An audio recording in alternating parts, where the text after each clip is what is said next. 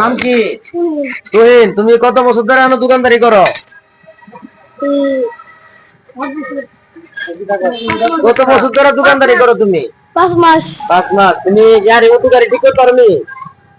মানে নতুন শিখতেছো নাকি? আচ্ছা, তোমার নাম কি কইছিলা? তুহিন। তোমার বাড়ি কোন জায়গা?